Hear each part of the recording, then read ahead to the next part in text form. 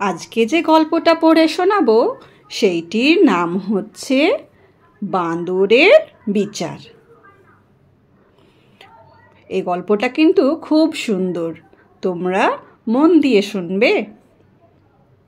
তো গল্পটা শুরু করি। বাঁদরের বিচার। সুন্দর সকাল, ঝিরঝিরে হাওয়া বইছে। একটা চালাক বাঁদর গাছের ডালে বসে হাওয়া খাচ্ছিল। গাছের নিচে দুটি বেড়াল গুটি গুটি পায়ে খাবারের সন্ধানে এদিক ওদিক ঘুরে বেড়াচ্ছিল। হঠাৎ তারা দেখল কিছু দূরে এক টুকরো পিঠে পড়ে আছে। একটা বেড়াল দৌড়ে গিয়ে সেটা তুলে নিল। অন্য বেড়ালটা তার কাছ থেকে সেটা ছিনিয়ে নিতে চাইল। এ নিয়ে দুজনের মধ্যে ঝগড়া বেঁধে গেল। প্রথম বেড়াল বলল, এটা আমার পিঠে, আমি কুড়িয়ে পেয়েছি, দে আমাকে, এটা আমিই খাবো। দ্বিতীয় বেড়াল বলল, আমি আগে দেখতে পেয়েছি এই পিঠেটা, তাই এটা আমার খাবার, তুই এটা তুলতে গেলি কেন? আমি তো খাবো এটা, আমি তো আগে দেখতে পেয়েছি না, তাহলে তো এটা আমারই হলো। বেড়ালদের ঝগড়া শুনে বাঁদর ভায়া গাছ থেকে নেমে এলো। তাকে দেখে বেড়ালরা ঝগড়া মিটিয়ে দিতে বলল। বাঁদরে তো মনে মনে দুষ্টু বুদ্ধি। সে বলল, বাছারা, পিঠেটা আমাকে দাও। কি হয়েছে দেখি, আমাকে দাও তো দেখি পিঠেটা, তোমরা ওইভাবে ঝগড়া করছো কেন? আমি সমান দুভাগে ভাগ করে তোমাদের দুজনকে দিচ্ছি, ঠিক আছে? মানবে তো? বেড়ালরা তখন বলল, হ্যাঁ হ্যাঁ হ্যাঁ, তুমি ভাগ করে দাও, আমরা ঠিক মেনে নেব, আমরা ঠিক মেনে নেব, হ্যাঁ হ্যাঁ। বেড়ালরা অনেক আশা নিয়ে পিঠেটা তার হাতে তুলে দিল। বাঁদর পিঠেটাকে দুই টুকরো করে ল্যাজ নাচাতে নাচাতে বলল, দেখো তো বিড়ালরা, দেখো দুই ভাগ সমান মনে হচ্ছে না? সমান সমান হয়েছে তো? একটা একটু বড় মনে হচ্ছে, তাই না? আর একটা ভাগ একটু ছোট হয়ে গেল গো। আরে কি করা যায় এবার? একটা ভাগ বড় হয়ে গেছে একটু, আর একটা ভাগ ছোট। তখন বেড়ালরা বলল, তাহলে কি হবে বাঁদর মামা? দেখছি দেখছি কি করতে পারি, দেখছি।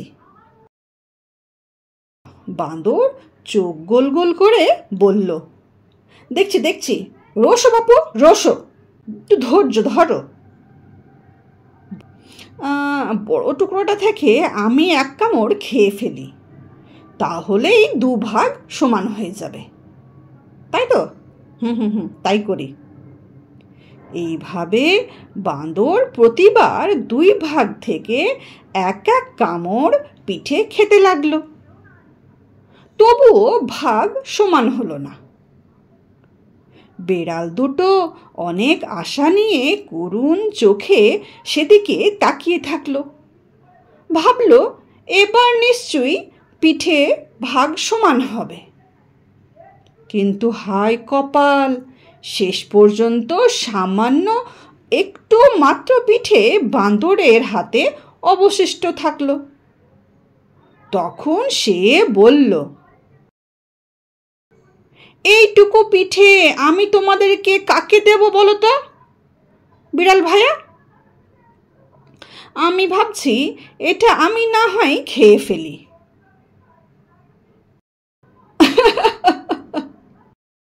পেট ভরে পিঠে খেয়ে বাঁদর হাসতে হাসতে চলে গেল। দুই বেড়াল হতভম্ব হয়ে দাঁড়িয়ে থাকলো।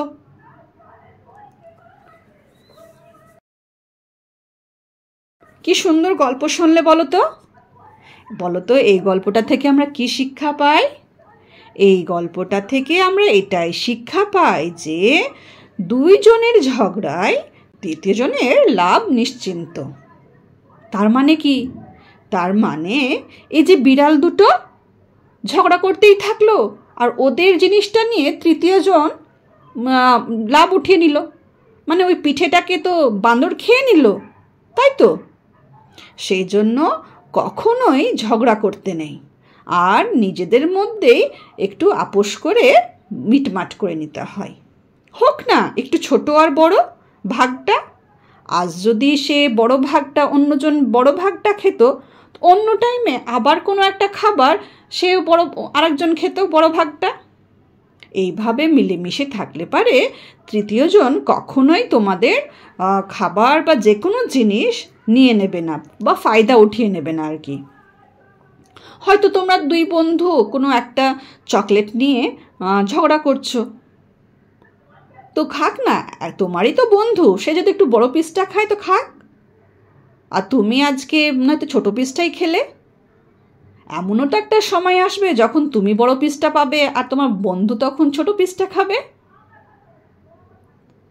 তো দুজনের আন্ডারস্ট্যান্ডিং থাকলে পারে এই জিনিসটা তো আর ঝগড়াটা হতো না, তারা মিলেমিশে থাকতো।